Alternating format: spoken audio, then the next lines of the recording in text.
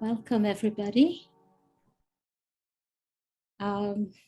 So first, the music that you were listening to is actually composed by a friend of mine and Darby. He was our classmate in seminary. His name is Jim Walker. And this piece of music is called Floating. He makes a lot of beautiful music for meditations. So if you're interested, look him up, James Walker. Okay. So today's gathering, as you saw, the title was Dream as Medicine. And we were kind of, as we were thinking about this evening, Darby and I were talking about the world that we're living in and all the crisis after crisis after crisis. And how do we not go into despair? How do we not say lose hope, say this is not working, this cannot work? And we were talking about how even though like every time a piece of news comes out, it's worse than the news before, it's still like the sun is shining, the birds are singing, the puppies are playing in the fountains in my neighborhood, along with the toddlers. All that is happening too. So can we hold both joy and despair together? And what might come out if we could hold those two together? So that was kind of the contemplation we were having.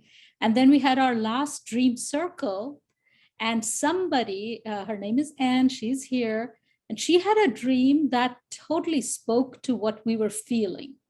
So we said, okay, this is what's going to be at the heart of this gathering. And Anne was very generous in offering her dream to the whole of our community. So how we're going to do this today is the following. I am going to start with a poem, and then Darby is going to follow with another poem, and you'll see how the two poems kind of hold two opposite energies. And then we are going to show a short 1-minute video that I made. It's from one of my soul collage cards. I've just animated some of the parts of the card. And then the third part will be a projective group dream work that Darby will lead with Anne, whose dream prompted us to do this gathering in this way.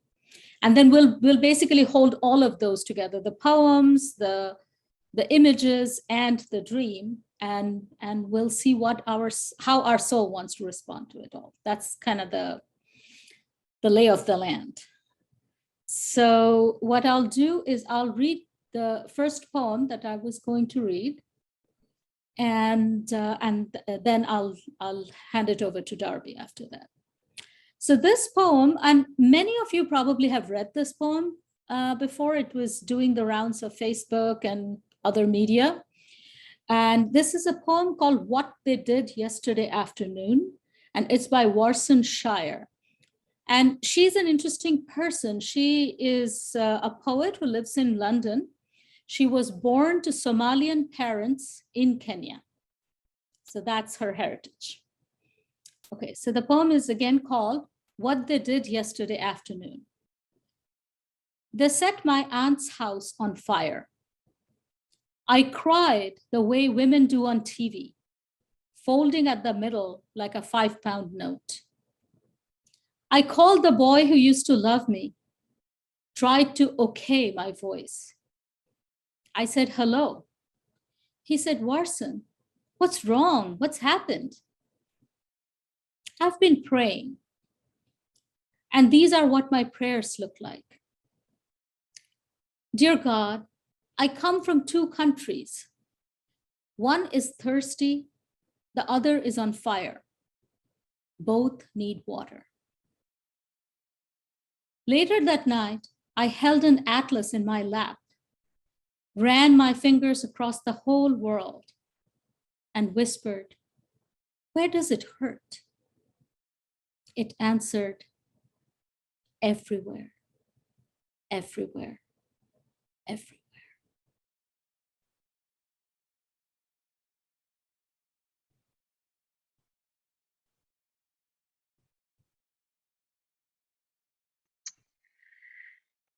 And now I will read a poem called A Suspended Blue Ocean by the Persian poet Hafez. The sky is a suspended blue ocean. The stars are the fish that swim. The planets are the white whales I sometimes hitch a ride on. And the sun and all light have forever fused themselves into my heart and upon my skin. There is only one rule on this wild playground. For every sign Hafez has ever seen reads the same. They all say, "Have fun, my dear. My dear, have fun in the beloved's divine game. Oh, in the beloved's wonderful game."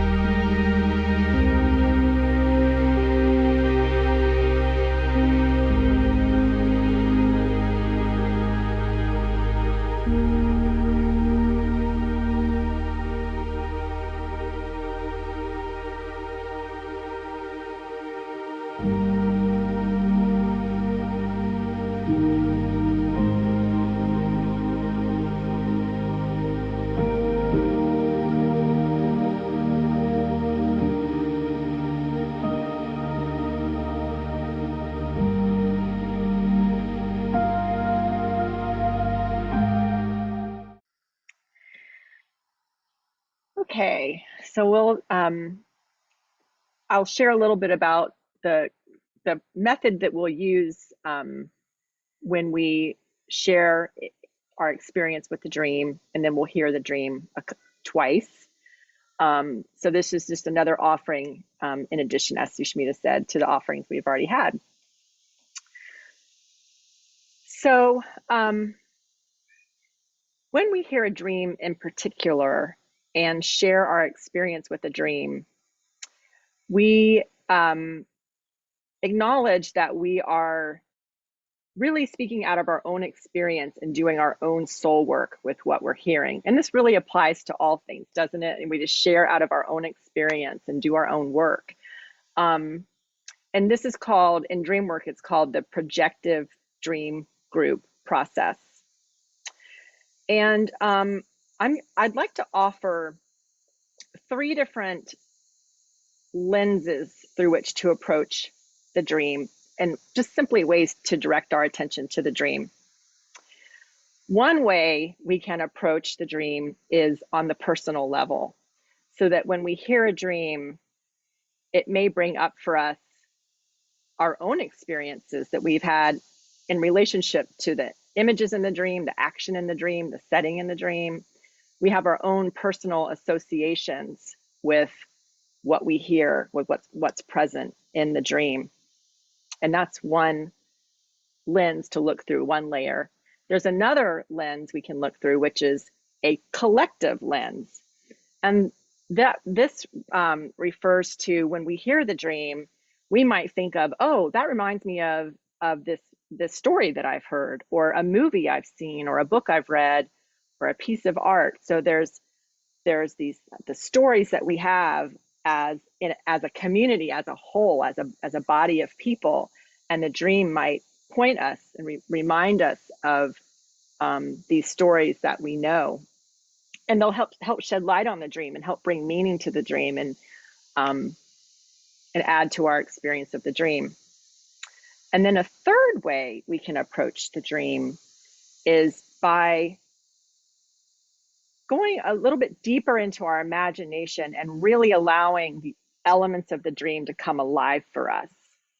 And that requires a little bit more of a meditative approach and stance, where we really aren't approaching the dream through our minds, but really through the eyes of the heart. and we go into receptive mode where we listen to the elements in the dream. We might listen to the words themselves, the images, the action, the setting, any emotion in the dream. So we listen deeply, and these are all ways we can approach the dream. So I'd like to invite us all today to, when we hear the dream, it's a short dream. I'm going to ask Anne to tell it slowly in the present tense. And when we hear the dream, to just notice what shows up. It could be that nothing shows up. It could be that a memory shows up, a body sensation, a thought, or you may just let yourself really just sink into just listening to the dream elements and see if they have something they want to say. So what we'll do is we'll hear the dream, and then we'll have a minute or so of silence to give us a chance to listen, to register. Where am I with this dream? Where does this dream hit me? And then I'll ask Anne to share it one more time. And again, we'll just take a moment just to listen. And then following that, we'll open up and for a time of sharing, in which, again, all of these ways of experiencing the dream are welcome. I'll add one more item to what I'm saying here, which is that we often, to remind ourselves that we are not trying to tell the dreamer what we think the dream means for her, but that we're really speaking out of our own experience. Often we'll preface our comments with something like, if this were my dream, or in my dream, or just for me. However, when in our time of sharing, we can share anything related to the poem, the art, the dream, whatever's showing up for us. Okay, so with all of that said, Darby, just one thing I wanted to say, because we have some new people here. Sure. That this event is recorded and it's going to be on YouTube. So just make sure what you say, you're okay with sharing it in public. Thank you, Sushmita. Very important. Yeah, good. And I'll add to that too, that it's always okay not to share also. I think we always need permission to simply take it in and listen, and that's performing a really valuable service to the group. So whatever feels right. So Anne, could you please, we'll spotlight you as well. Yep, there you are. And if you could please share your dream with us in the present tense, slowly, and then I'll invite us into a moment of silence after.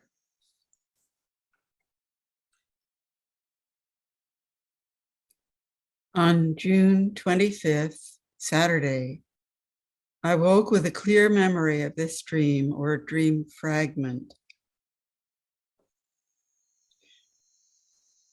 I'm talking to a big group of people, men and women, who aren't identifiable, but somehow we belong together.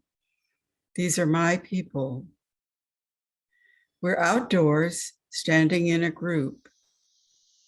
And I'm explaining that we live on the reservation now.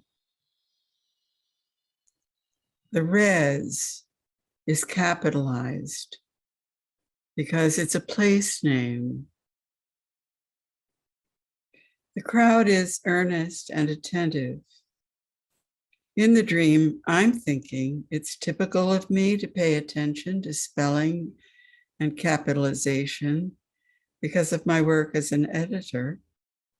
It's my job to check these things, but more than that, it feels as if we all need to recognize why it matters.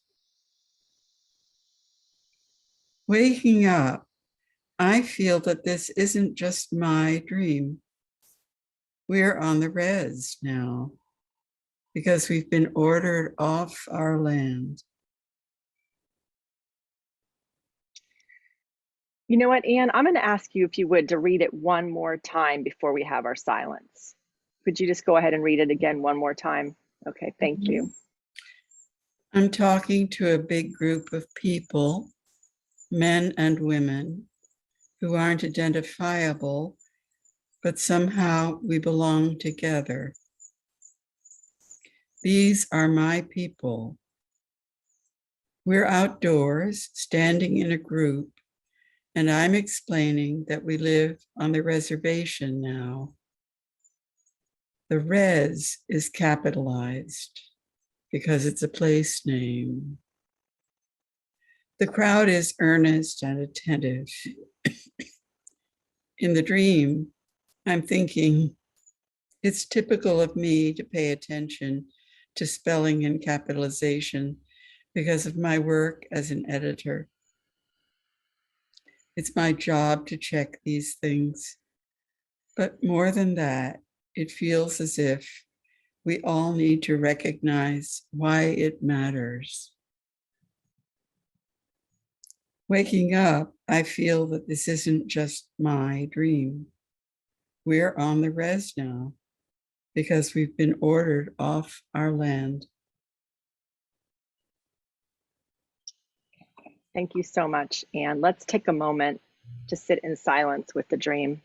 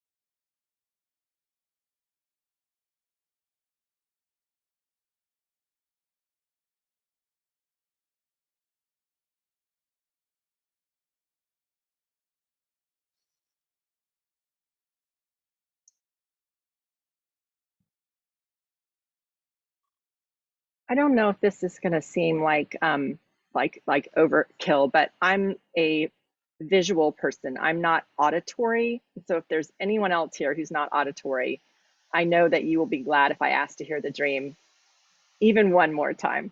So if you don't mind, Anne, I know it's an extra time, but do you mind saying it one more time? And then we'll open up. Yeah. Okay. I'm talking to a big group of people, men and women, who aren't identifiable, but somehow we belong together. These are my people. We're outdoors, standing in a group, and I'm explaining that we live on the reservation now. The res is capitalized because it's a place name. The crowd is earnest and attentive. In the dream, I'm thinking, it's typical of me to pay attention to spelling and capitalization because of my work as an editor. It's my job to check these things. But more than that, it feels as if we all need to recognize why it matters. Waking up, I feel that this isn't just my dream. We're on the res now because we've been ordered off our land.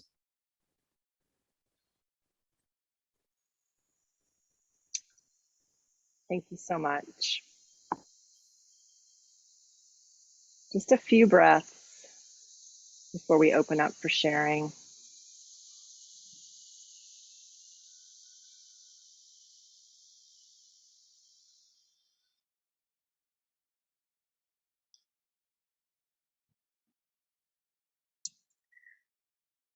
Okay, so we will open up for sharing. And so we can go back to gallery mode. gallery mode. And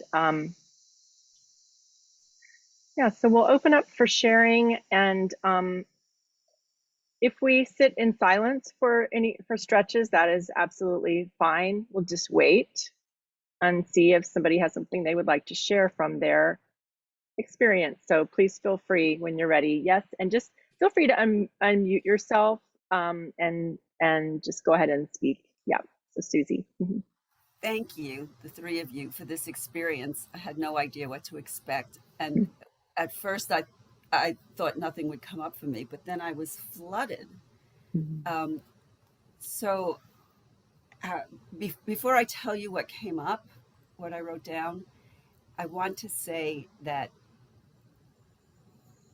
in America, a reservation is a place that you're sort of boxed in, taken away from your traditions. So my reaction, I hope, doesn't sound racist.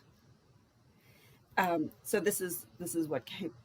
Can I just say one thing, because I should have said it in the beginning and I forgot to mention that Anne had this dream the morning after the Roe v. Wade announcement.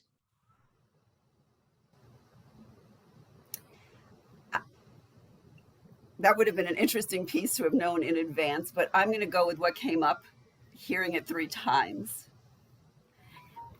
So that large, unidentifiable group that we all belong to made me feel of the pieces of me that I don't recognize, that I know they're out there. I know that it should be part of me, but I don't recognize them. And that's what I've put in my reservation, sorry. That I've sort of boxed it off.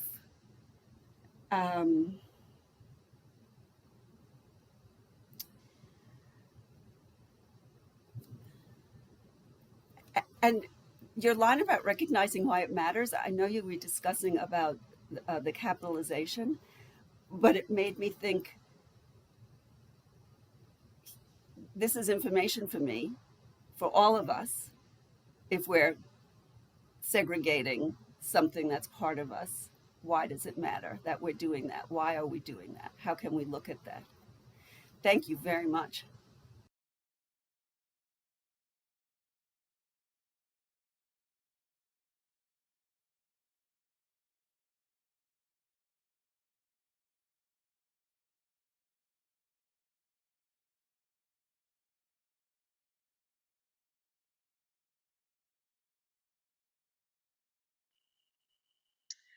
I'll share that while Susie was speaking just then, I really found myself starting to become emotional just with the words, "These are my people."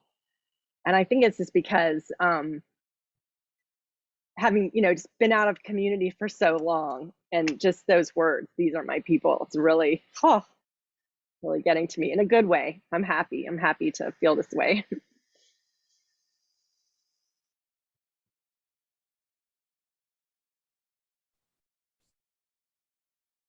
Yeah, and if this were my dream, I think the thing that stands out the most for me is the we place.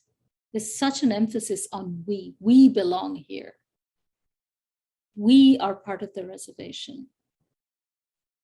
And it's such an aspiration for me to really live into that we more and more fully. So yeah. And I'm sorry, I meant to say that and it just slipped my mind, that this dream, we chose it specifically because it came right after that major social event. And sure enough, a lot of people have felt in response to that announcement and others that we've been put in a reservation.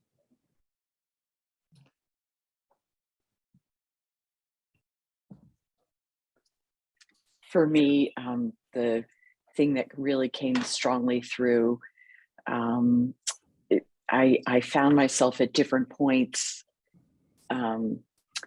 thinking about, you know, are we headed toward a good thing or a bad thing, or like where is this going? And I was very aware of how, for myself, I like that's kind of a first knee-jerk reaction, like to kind of classify something. Is it good? Is it bad? Is this where I want to go? Is it not?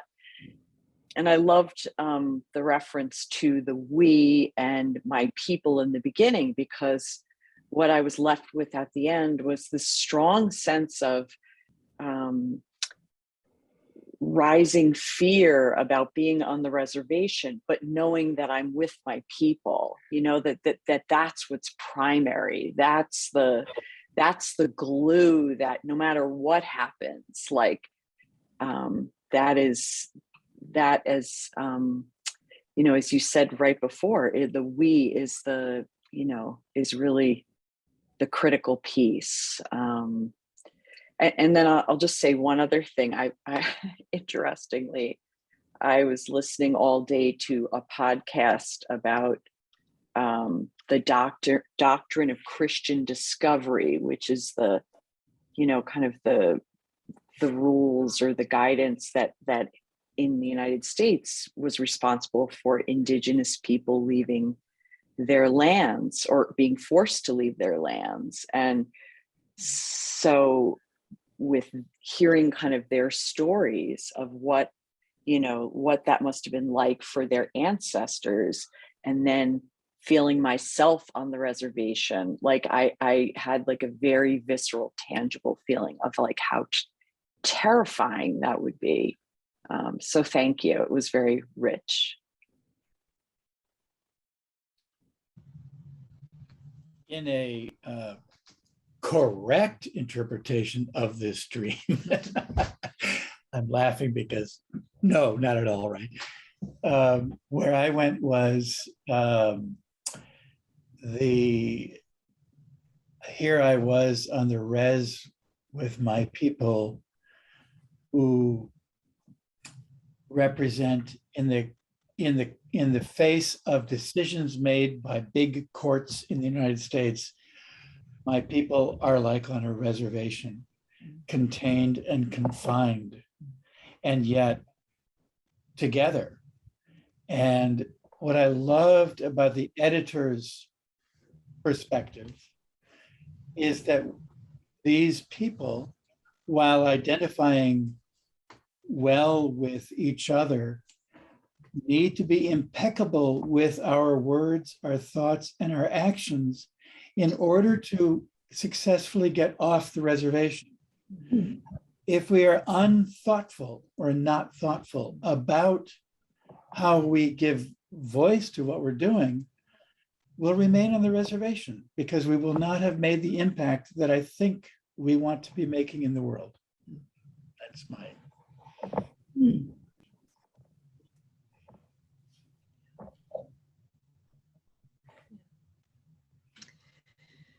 For me, if this were my dream, I would wander into the flow of individual and community as I realized I am both male and female.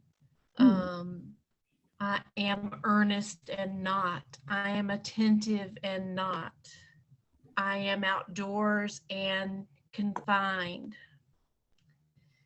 And then, and that was a very big picture for me. Very big picture, very community. And then the individual of me peeked over the shoulder to see the res in writing. And the space went away and it was THERES, theirs. So it was there as a direction. I began to wordplay. Is it theirs as in their community, not mine?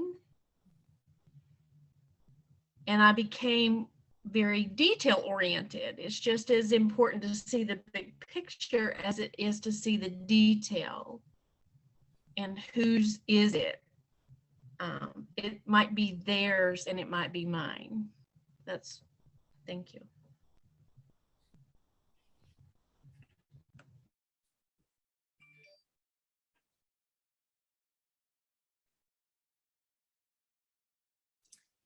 if this were my dream,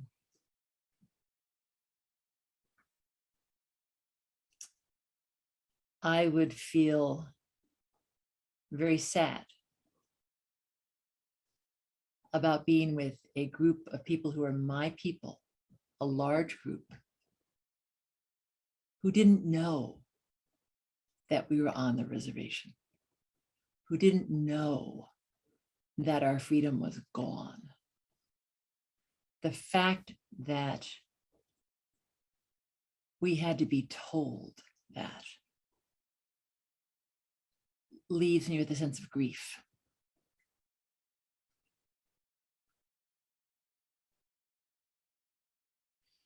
And that this happened, this dream materialized after the Roe v. Wade decision comes out, deepens that grief for me.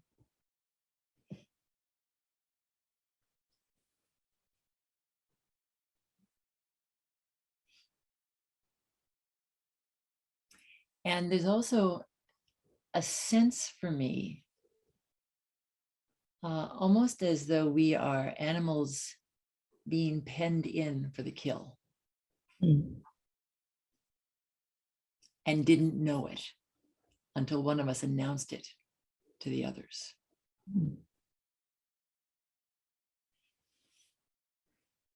You know, one of the things I often do, and in situations like this, is I go to the etymology of the word. So I was looking up reservation, and it's serve. And serve comes from servare, which is to protect and save. So it is to save again, to protect again. That, and if I think of it that way, I find the dream much more hopeful. That we are here together in this container, this temenos, this safe space. So we can strategize, we can make sure our name is capitalized, and so that we can protect ourselves. So that's it's one of the things that comes up for me.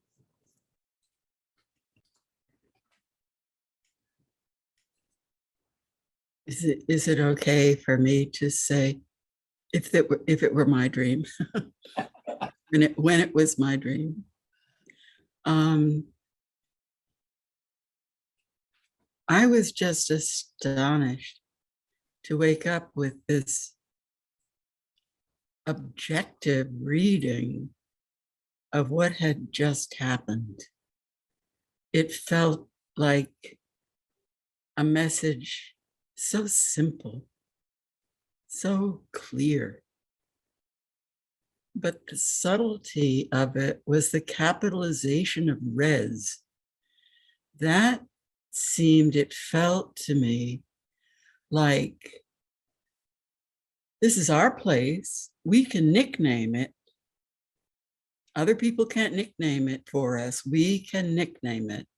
And we do.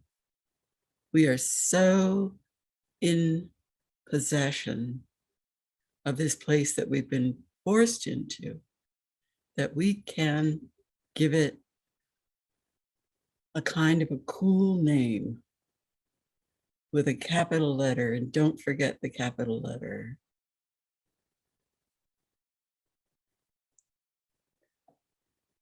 I had a reaction of outrage at the violence and misuse of power that forced my people away from where we've been living. And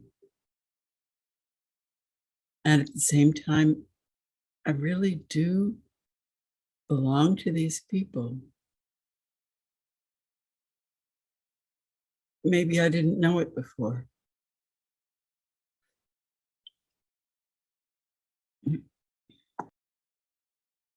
It's quite creative, very creative. If this were mine, I think I would feel very rejected when I woke up in the morning, because first I'm like at a podium, you could say at a graduation or so, you know, you're giving a speech, and then to your people, you know, we, and then you're writing, you know, you said RES, res, and it's a, you're not speaking anymore. In other words, you know, now res is in big letters, capital letters, and it's kind of official. And I guess it could be changed, but for in the dream, it is official. And yet we don't know what it's like on a reservation. So we really, you know, it could be okay, like the Hafiz poem could be, you know, beautiful nature and, you know, ideally speaking, you know, like you could see the full moon and, you know, things like that. Or it could be like horrible, and it could be life-threatening, really, you know, because it is mostly in reality. So so it's really unknown, really. You don't know. We don't know. But I think that the biggest thing is that rejection and the grief. I would feel very grieved by it, and the loss, you know, because you're something's taken away from you. It's a tremendous loss. And I don't know. And it could be generalized even beyond, you know, what happened with Roe and Wade. It could be, you know, something in life, or a, you know, a traumatic experience or something too, because but it was very interesting. Yeah. So hello everybody. I'd like to offer hi Sushmita, who was my classmate. I live in Australia. oh. And I understand reserves and original inhabitants of the land being put in them. But the thing that I heard most was forced off my land. And I went straight to the collective of thinking of the people of the world who are going to be forced off their land through climate change, and how that is so frightening and unknown, which kind of sounded like the beginning of the dream. They had to be told where they were, and I'm just presuming that you'd be frightened, guess not alone, if you're with all the other, your own people. But it was very relevant because here in this country, we're either forced away from fire. I know you have fires there too at the moment, but very much this year has been floods. And the thing is, people keep going back and building again in these places, or they go back. They want to live in the bush where there's fires. And eventually, I can imagine we will be forced. You know, islanders who live very close to the water are going to be forced off their land. And that was that's just filled my heart and mind with, it was like a prediction. It felt like a prediction of what's coming in a collective sense. Thank you.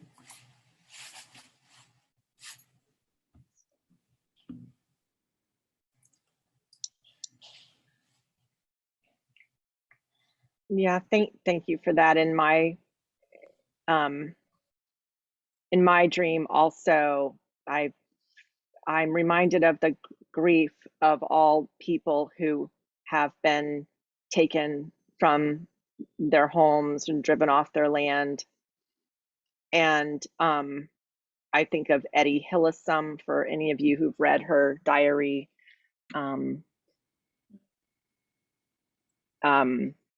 And how the task then is to, can I, and it's like the question that we're holding tonight, can I still find joy? Can I dance? Can I sing? Can I see beauty? And I hope that the answer is yes. And so I find hope in my dream of this dream that there's a leader who can help and help remind us of our dignity with that's what the capital letters in the end mean to me, that we're going to hold on to our dignity. Oh boy, what a tall order. Yeah, thanks.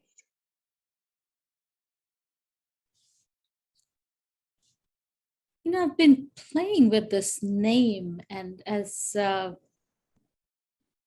some people have called it nickname, like I have the right to give myself a nickname and others don't. And that's really beautiful. I love that.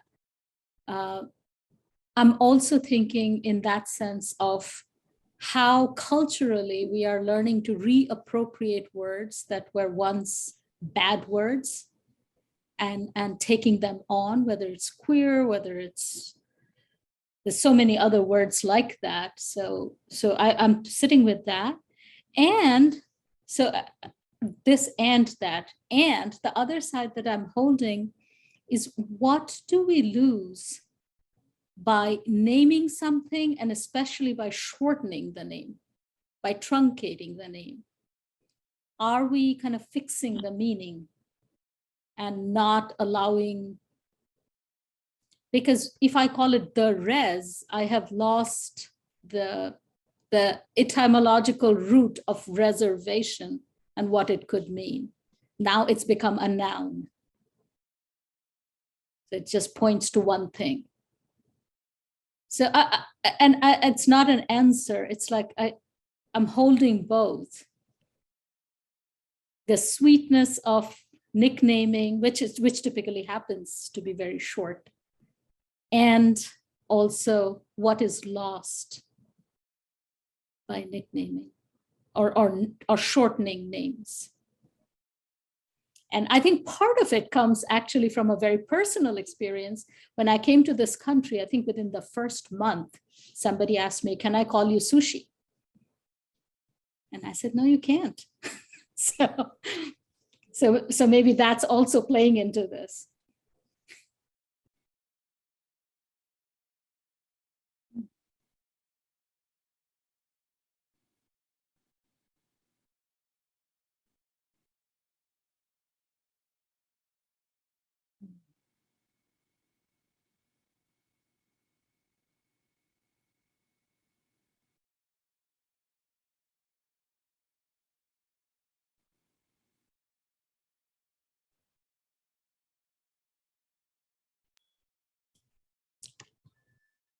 If there are no more thoughts, words, what are you thinking, Darby? Should we close? Do you have anything else that you would like to share? I think it's fine to close. And I did think to want to let you all know that if you don't know, that Sushmita and I lead a dream group together through One Spirit that meets the third Sunday of each month and the fourth Monday of each month, and it's an incredibly rich time. So if you enjoyed this, we would love to have you. Yes, Susie. Is the format similar. I don't remember my dreams, and I assumed that we were discussing our dreams, and I just don't remember mine. But this was fascinating, and I'd love to do this.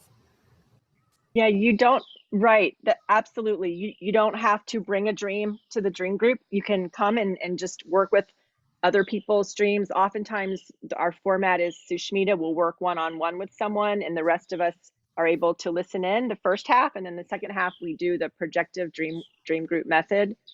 And it's just it never fails to me to be just really beautiful, and yeah, This really process lovely. was fascinating. All of Mm. the rich Mhm. The thoughts. wisdom of the group, it's pretty Yeah. extraordinary.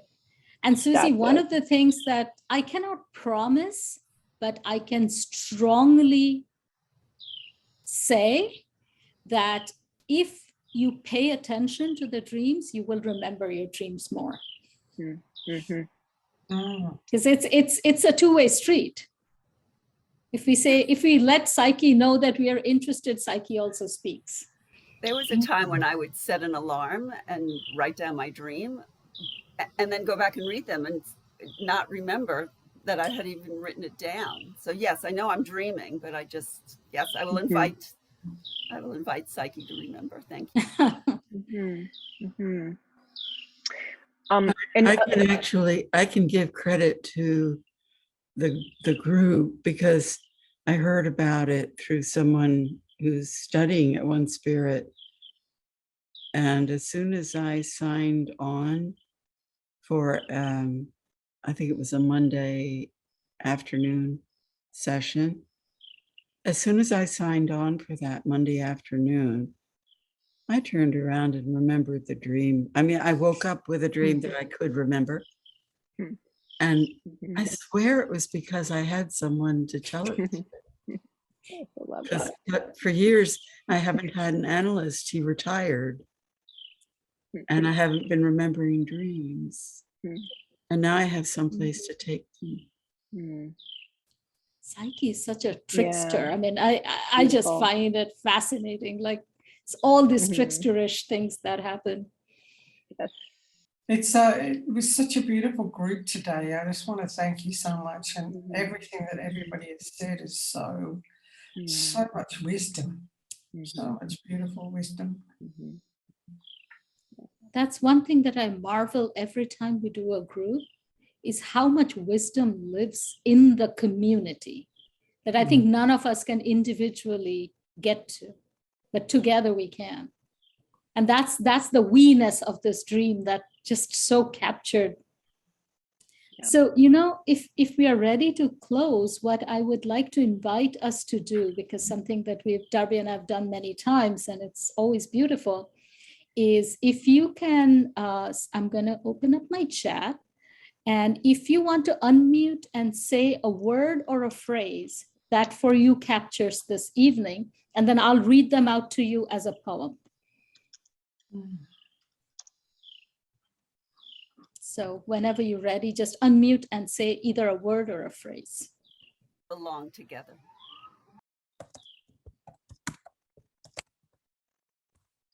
Both need water. Both need water. Everyone is hurting. Say that one more time. Every place is hurting.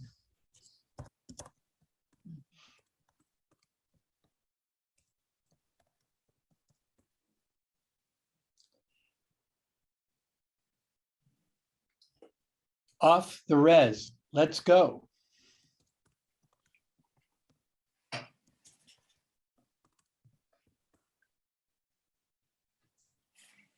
Beauty persists. Right.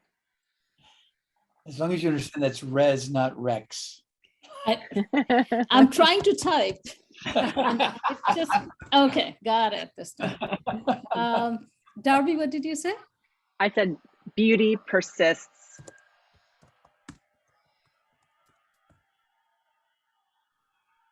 These You're are muted, my Mary Lou. people. Oh wait, Susan was saying one too, I think. These are my people.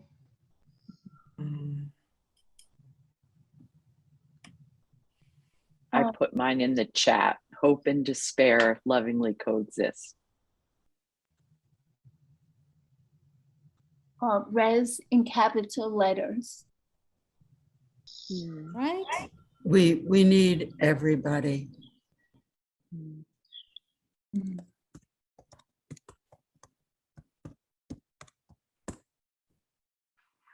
Anything else? Anybody else? Okay, so this is our poem. Belong together, earth needs water. Hope and despair lovingly coexist. Every place is hurting. Off the res, let's go. Beauty persists. These are my people. Res in capital letters. I dance with joy and hurt. We need everybody. It's our group poem. Beautiful. Thank you all so much for being here. Thank you. Thank you. Thank you. Hope to see you again. Yeah. Thank you, Anne. Yeah, thank you, Anne. Thank you for offering this.